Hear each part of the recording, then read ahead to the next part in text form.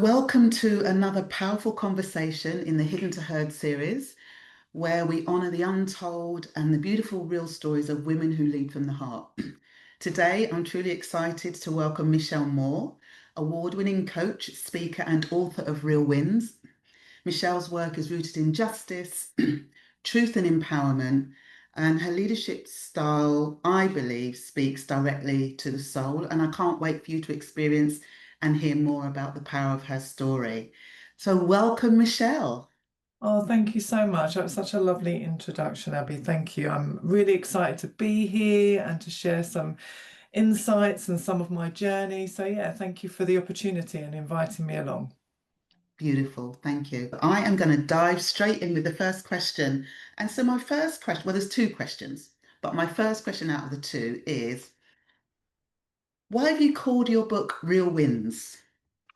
Well, I think for me, naming a book is always was always gonna be a challenge, right? And in my journey, I have been a sportswoman. I was a sprinter when I was younger, and I have had a kind of very varied leadership career, but the lessons that I learned from sports around resilience and mindset and focus were the key determinants in my success in as a leader in industry. And we learn so much from the mistakes that we make. And as an Mm, athlete, I won a lot of races, but I also lost a lot of races.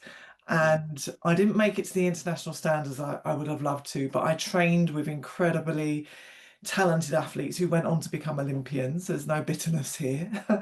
And they taught me about what it means to bounce back. And in my Mm, professional career, I have made some seriously magnificent mistakes along the way. yeah. And at one point, I wasn't a very good manager. I wasn't a very good leader. And I had to really learn from those mistakes. But let's be very clear, my leadership journey was complicated by being Black and by being a woman. And Yeah. Uh-huh. so, even though I valued winning and what it meant to be a winner, I Mm, learned that for me, the real win isn't determined by being the winner or the best of, but by the lessons learned and how you then get to transform your future. So it's not about status, it's yeah. it's about or titles, it's about realizing potential. And then that enables you to realize and fulfill your own potential, that then Mm, enables you to look and support others around you in in doing so. And so the real win is often the most challenged that we are in that moment. And so it becomes a really difficult moment for you to be able to become conscious enough to figure out what that lesson is that then transforms your future. And most people stay rooted in the mistake and repeat the yeah. same mistake. And so living a life beyond the limited version of what societal expectations or the norms or the constructs would have for me, Mm, that woman, was very key. And that's where I got to define real wins on my own terms. And so winning and it being real and authentic just came together in this kind of perfect title for my work and for my book and my contribution to the world. Because in the coaching and the speaking work that I do, I talk about what is the real win here? What yeah. really is significant? Is it that you have made this top 20 list or you've won this award? Or is it that you've actually broken through a life limiting belief that you've held on to? And now we can unlock that and create all kinds of new possibilities. So, long answer as to why I called it Real Wins, but that's what where the title has come from. Yeah, beautiful. I love that. And I love the depth you went into. And you kind of, you've already touched on it and alluded to it, but what was it within you that said, you know what? I want to write a book. I want to write a book about my experiences. I love getting this question, Abby, because to be honest, there was no epiphany moment. Like, I'm just as always, I'm keeping it real. Yeah. I was I was doing my work in the world, and I was absolutely making it up as I was going along. That was my strategy. Like I Yeah, was I love that. doing work that felt of purpose. Yeah. Also, as a consultant, I was backing myself, and that was kind of the title I gave myself to begin with. But it became quite clear to me that the industry called me a coach, so I just adopted Yeah. the name. And I was doing lots of different pieces of work. I was speaking on panels. I was organizing events, symposiums in the States. I was Mm. doing consultancy work for the mayor's office around sport and social integration. And I was informally mentoring people. And this was the embryonic stage of the business that I have today. So my business today is coaching programs, speaker engagements, and book events. Yes. All started from those different versions of different projects and events and exciting things I was involved with, and it eventually came to what I'm delivering today. And I was doing that work, and some of that work I was like, I'm never doing that again. And some of that, Right. I'm going to do that again. Yeah. So I was getting back to your question. Your question was about why. So and in doing all of that, an agent found me and said, Michelle, we think you could write a book. And Okay. I was like, look, I said to them, look, I'm a businesswoman. I need to make money, right? Yeah. And I think I don't really have time for navel gazing. And I was like, what would I write a book about anyway? And that was in my mind, and that's what was going on in my mind. And I just sat on the email. I just thought it was a little bit of a, well, one of those random emails that you get until Yeah. I sent Yeah. it to a friend of mine who's a very well-known author, a great guy called Derek Bardowell, who's written a number of books. And Mm. he called me straight away, and I was like, "Oh, we haven't spoken for a little while." So, Derek, how are you? He's like, "Michelle, this email, you need to respond to it. You've been on it for like nearly a month." And I was like, "Oh, okay." But they're very reputable agents. I was like, "Oh, okay." So I was really told off, and I thought he was just ringing me to organise our next like dinner outing. And so I love that. it transpires that when I spoke to them and they said to me, tell me about, your work and your life.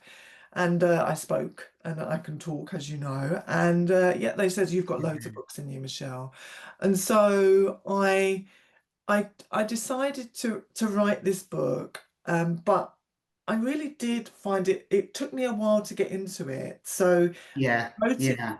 and what happens is you kind of do the research. I am somebody that's, I've got a very high performance mindset. And so Yes. I Yeah. was doing the research about how to write a book. I was Yeah. reading my articles from all of my favorite authors about, what the tips are. And I was Yeah. doing all All of that that. research. And then I was just completely talked myself out of doing this book because I was like, there are millions of authors, there are millions of speakers, there are millions of Yeah. coaches. What have I got to contribute?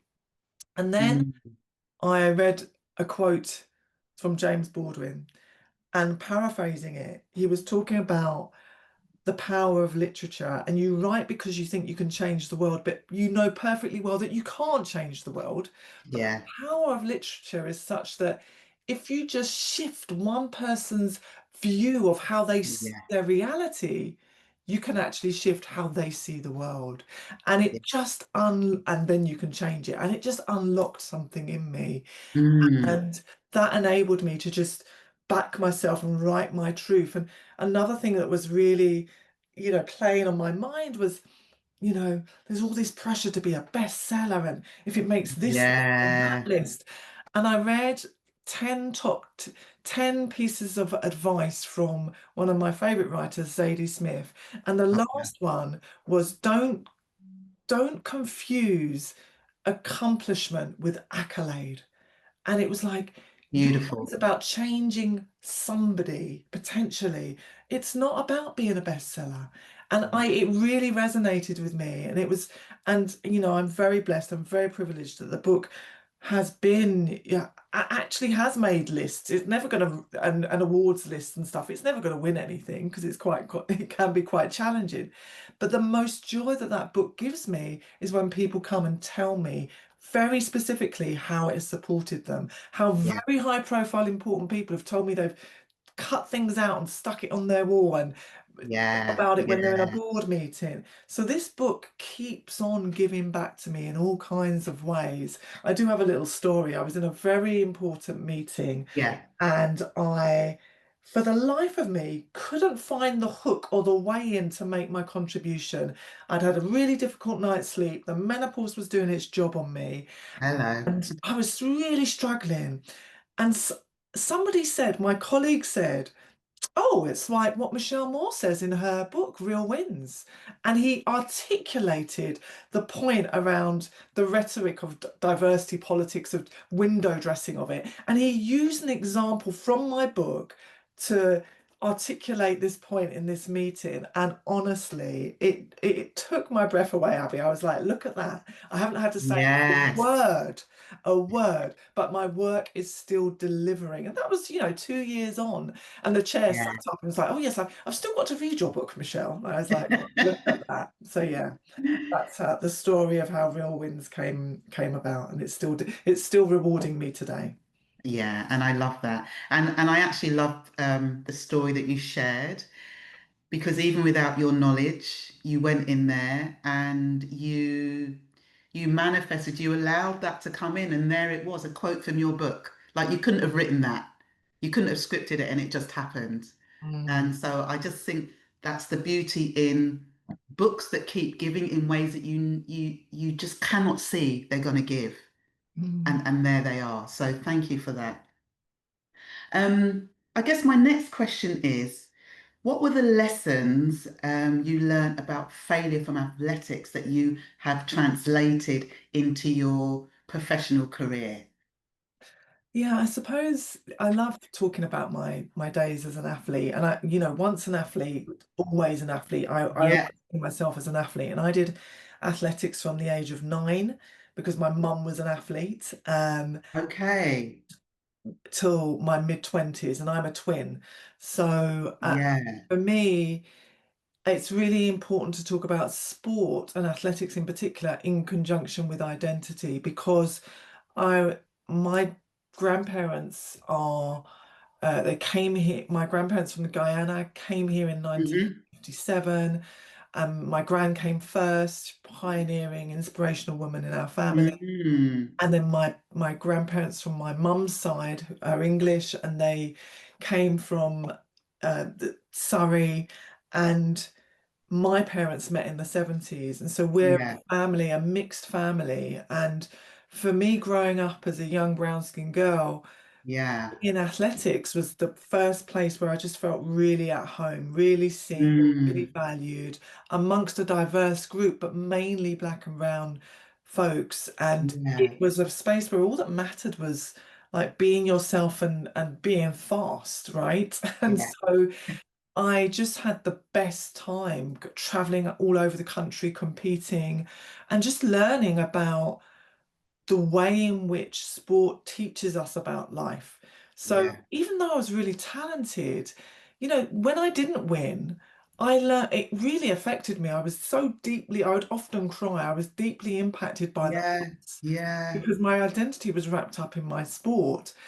And it taught me that I was still going back to train 3 or 4 times a week, despite losing at the weekend, right? And so Yeah.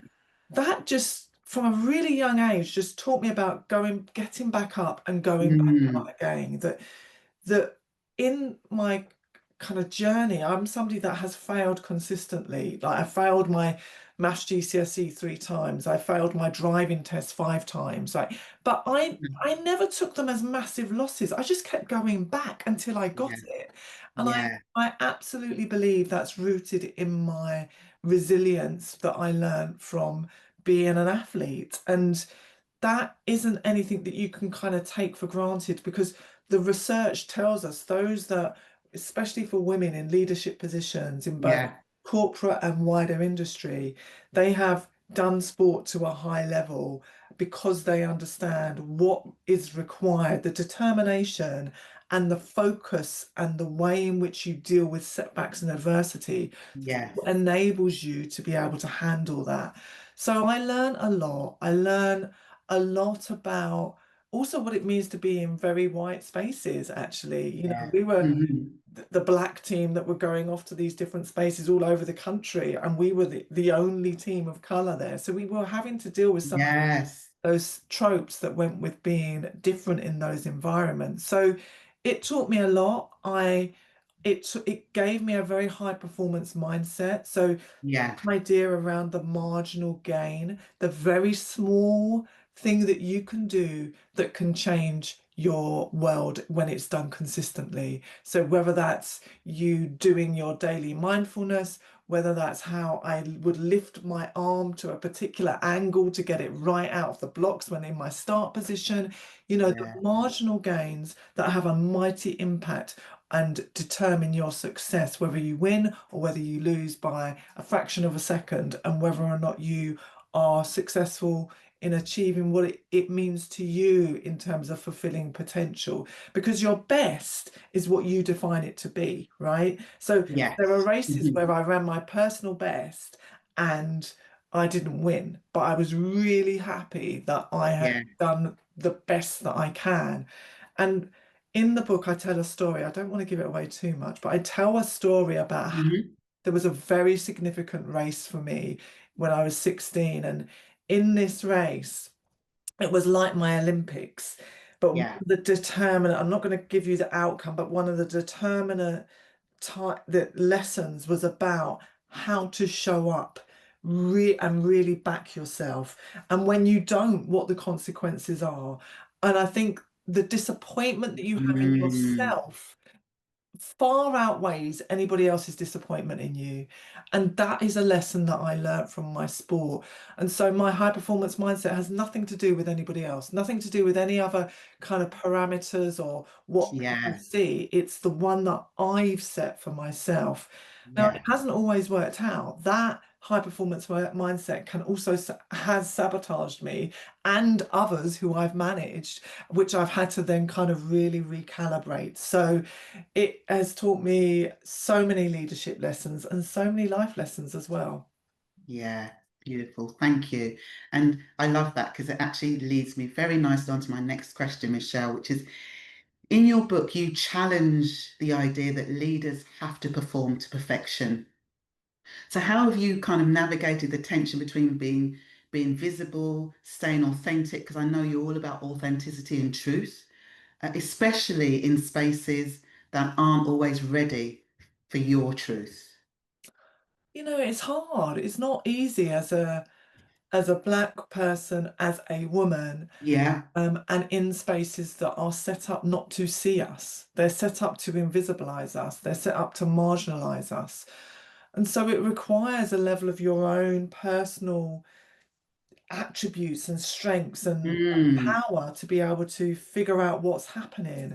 And in my career, I've been fortunate enough, but also worked hard enough and over delivered in every single role that I've had that Yeah. I've been headhunted for my roles, that my talent has been seen. When Hmm. I was the youngest, I was the only woman of color, and Mm. I was ambitious and I was in charge.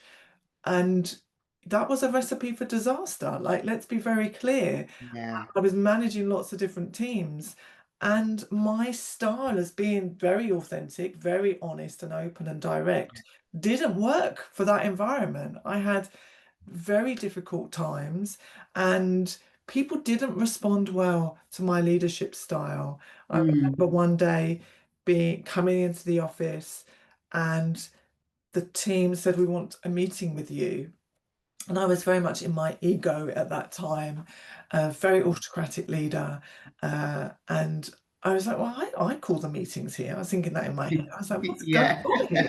As you And do. then, they took me into a meeting room, and they just literally told me very openly that they felt that I was too much. I was too demanding. My standards were too high. And Mm. it's just Hmm. complicated by the stereotypical tropes that go with Yeah. aggressive.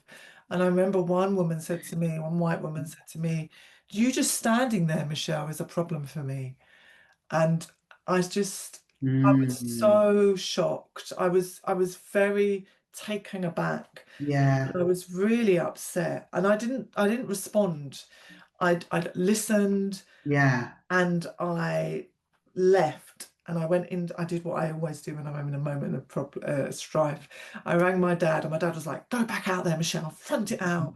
And he usually gives very good advice, but that wasn't great. Okay. I Okay. left, and Yeah. I went home, and I lamented to a friend, and I came back the next day like I was, Muhammad Ali on a very good day. Yeah. He was on and his top form, and I listened to understand.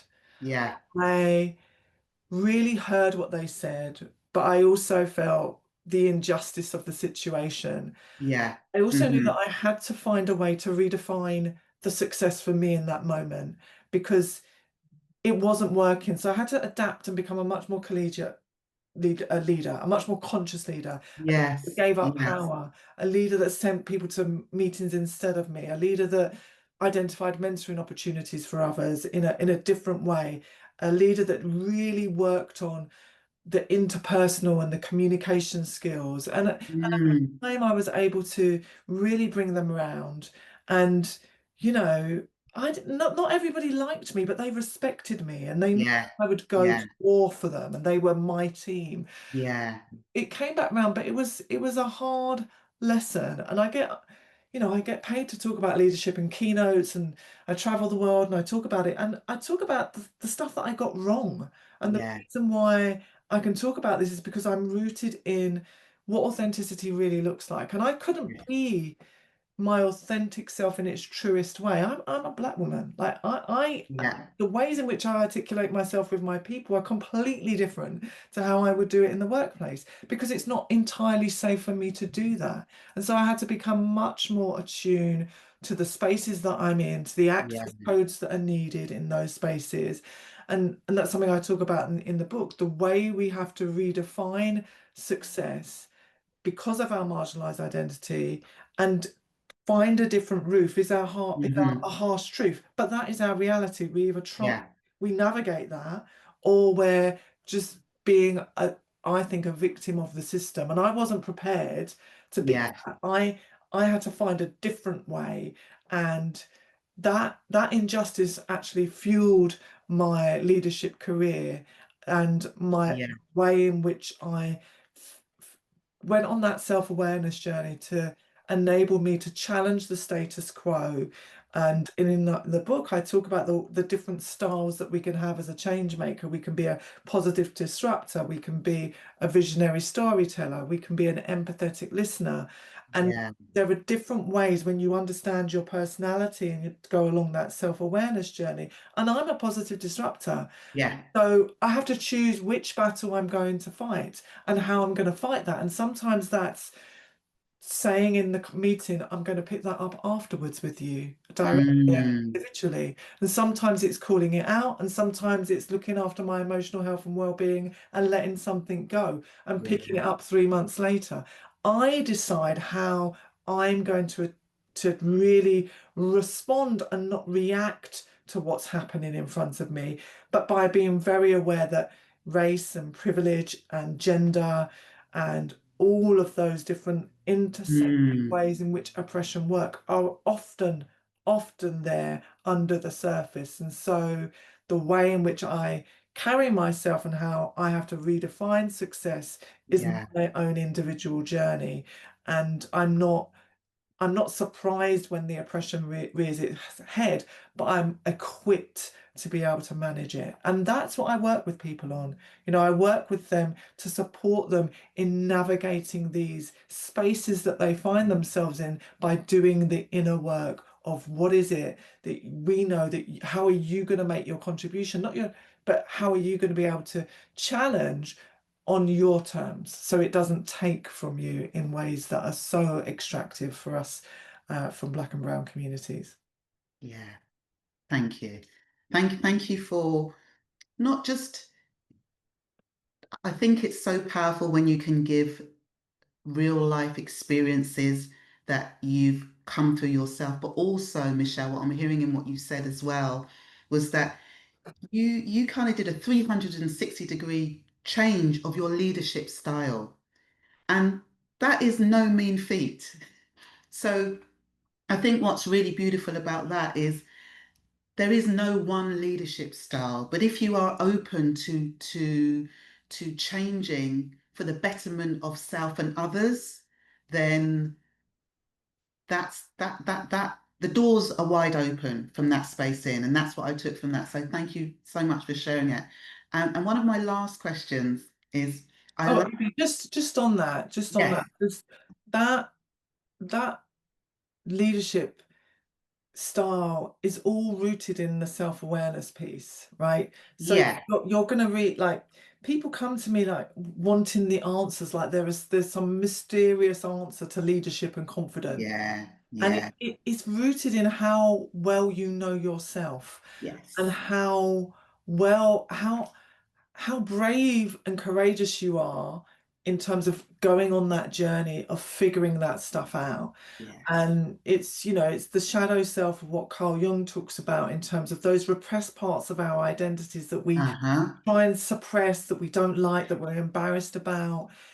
I had to do that job, and thank you for acknowledging how tricky it was. I had to move from denial, self-denial about my high performance mindset that was sabotaging this situation, mm, passionate acceptance of myself. This is yeah, who I am and what I'm about, and this is rooted in my formative years. So I've got to do some undoing, but not all. Like, let's yeah, be very clear.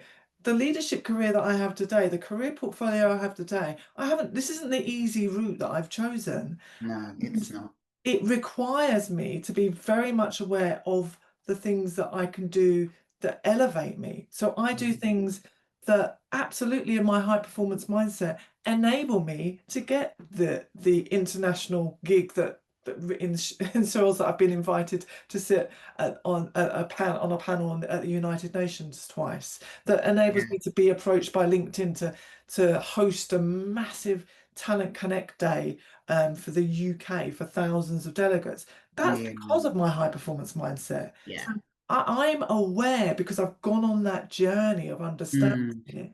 And mm, that's what people, but I'm also aware of how it tips over. So it's just that self-awareness piece that I think is so significant for people to find the leader in them, because I believe that we are all leaders because we make yeah, leadership decisions every day. And the more yeah, conscious we become of the actions, choices, and behaviors and decisions that we make and the ripple effect that they have, the better the leader we are, the more self-fulfilled we are, the more powerful we are.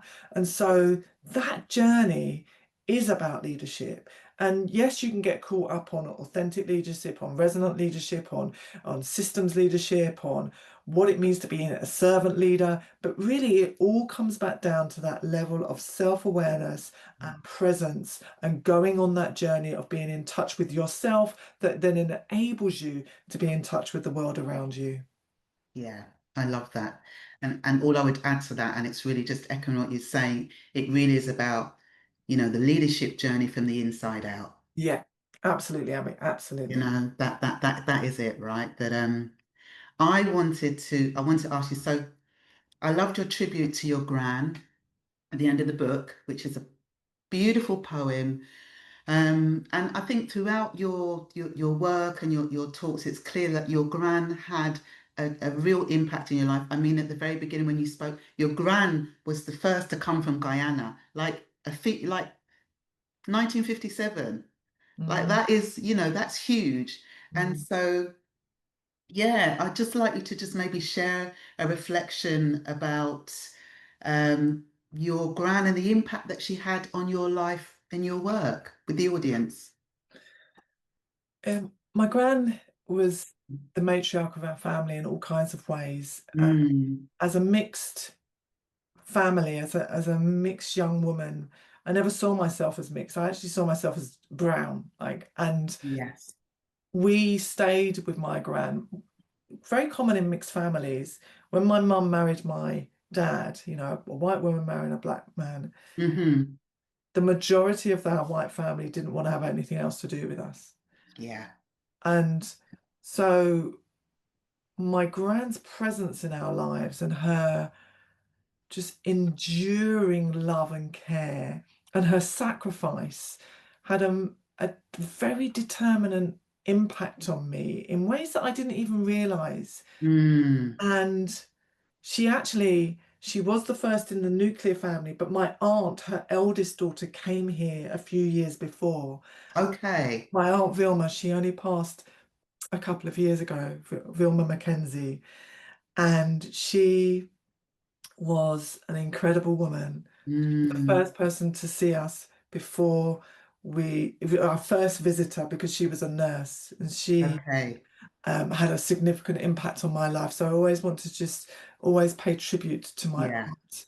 Yeah. And my gran, I centered a poem on my gran because I wanted to pay tribute to her legacy, because she was this quiet but strong, powerful woman. Yeah. And she just, the sacrifice and toil that she made was so that we could have every opportunity available to us. Yeah. And Yeah. so I start all of my presentations, all of my keynotes with a picture of my grandparents, my black grandparents and my white grandparents, to Yeah. announce myself to every audience, right? Whether Yeah. I'm in Kigali, Johannesburg, Madrid, or London. So, Yeah. and I Yeah. talk about being a black woman of mixed heritage, but I claim my blackness, and my Yeah. roots are very much a part of that West Indian culture. And so she would never have imagined the life that I lead today. Right? Yeah. Hmm. And I I pay tribute to her, and the book is in dedication to her and also my white granddad, because my Yeah. granddad had a very significant impact on my life as well. And what these people taught me, Mm. the power of service, the power of being of service to others, and how that gives back to you in ways that you just cannot even imagine. That then Yeah. gets you to reimagine your possibilities in the world.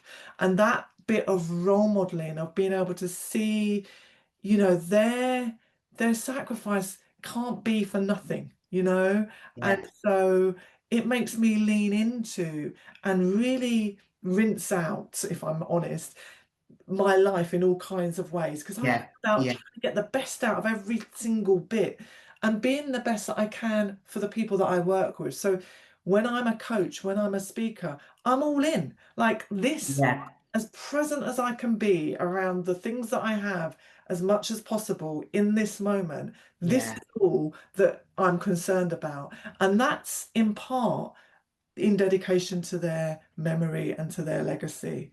Yeah. And I also dedicate the book to a late friend of mine, Yvonne, who was a very close friend and who taught me about that power, Hmm. kindness and respect in all these small and beautiful ways in which she did it. And so I keep their legacy, their memory alive, because I hold them here with me in my heart. They're Yeah. always, I carry them with me, and it's a way of bringing them into space when I'm in those spaces, Yeah. to Hmm. also just to ground me, but just to Yeah. remind people about this. We stand on the histories of the rich legacies of our ancestors. Yeah. And when feel a bit under attack, or I'm a bit nervous, I'm reminded Mhm. of what they've gone through, Yeah. the toil, Yeah. and that what I'm dealing with is more than within my power to be able to manage. Yeah. Yeah. Beautiful. Thank you.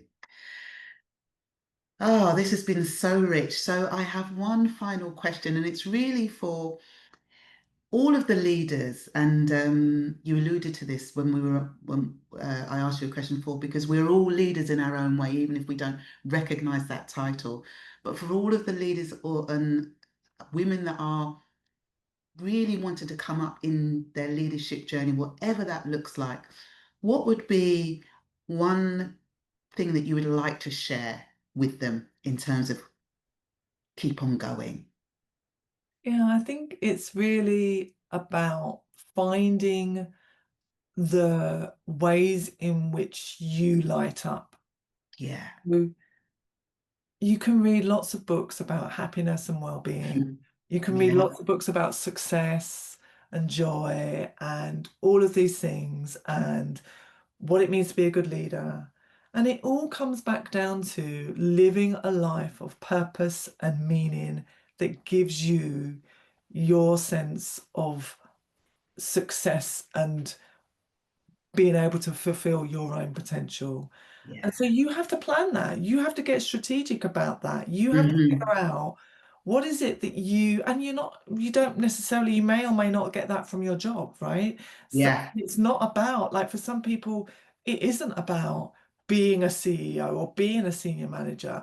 I mean, I rejected that life, and often people are still to this day, decades ago, I've not, I've take, I said no to CEO roles. To this day, I Yeah. still get people sending me jobs to say, I think you should be in charge of X. I think you should be the CEO. And I'm like, that is not my journey, Yeah. right? Yeah. Yeah. Figure my journey is doing work that has meaning and purpose and backing myself to go around the world to spread my Mm. messages and to write and to be in flow and to have a day off a week so I can have my crazy little nephews and nieces come over and be in the paddling pool in the garden, Yeah.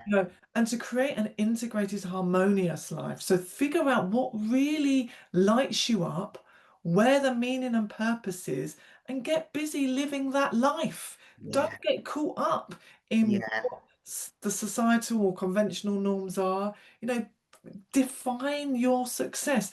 I remember when I got this book deal, it was a big deal. I know it was, and I had a massive, Hmm. billboard campaign and what have you. I remember sharing with some people that I know. I'd call them kind of acquaintances plus. Yeah. Mm. Yeah. I've got some news, and they said to me, "Oh, are you getting married?" And I was like, that's what you jump to.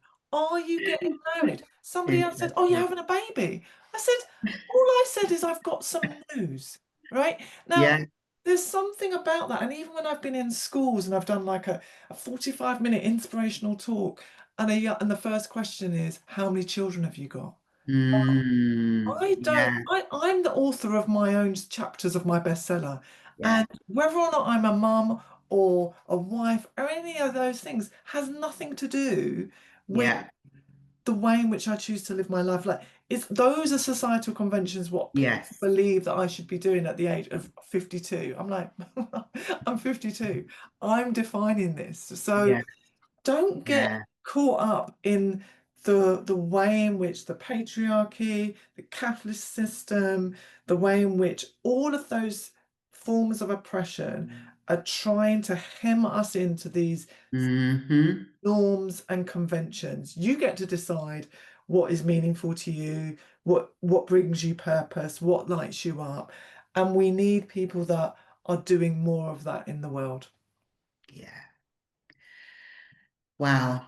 Michelle Moore, thank you so much. This has been a really incredibly rich interview. I can't wait to put it out there for people to hear about it.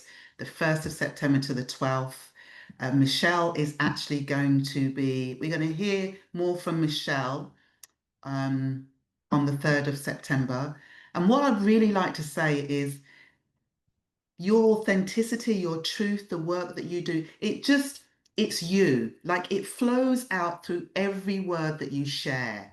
Like it is, Michelle Moore is Michelle Moore. And that might sound strange, but I mean that in a way that you truly bring your authenticity into the conversation that we had and all parts of your work. And I just think that that is really inspirational. And I know that many people, when they watch you and hear your story, and this is only parts of the story. What I really want them to do is to go and get your book because then they can read it, they can get into the nuances, they can be in there in the room with you. And I know that they're going to find it extremely incredible. Before we finish off, where can people find you, Michelle? Well, thanks for that, Abby. I've really enjoyed our conversation. It's been great. My book is, yes, as you say, people love the book, and I'd love for people to buy the book. The book is also not Audible, so I'm your leadership coach. I I read the book to you. People say Beautiful. when I got my deal, they were like, "Oh, we can offer you an actor to read the book." And I said, "Listen, unless it's Viola Davis or somebody like that, I'm going to read my book." They looked at me Yes. like I was crazy. So we all have different needs. So it's very important to me as a teacher, as an educator, that people get to access the Audible as well. So you can go on Audible and get the book. It's on in all good bookstores and online. And yes, I am on LinkedIn, Michelle Moore, MABA, and I am also on Instagram, Michelle Moore .me. So those are the best ways to get in touch with me, and through my website, www.michellemore.me. ME is a domain that's actually run by women, and it's something that I do support in the work that I do. Try to create and be in spaces where women are leading and owning spaces. So it's not a .com, so that's how it is. So yes, that's how you can get hold of me, through my website. Please reach out on LinkedIn. It's been a joy to speak with you. I do appreciate that, because I do bring who I am into the work that I do. Yeah. And I have programs that are called More of You, because we need more of people in the world. Yeah. I play on my surname. So yeah, so I really appreciate your endorsement, and it's been a great conversation, Abby. Thank you. Thank you so much for being here.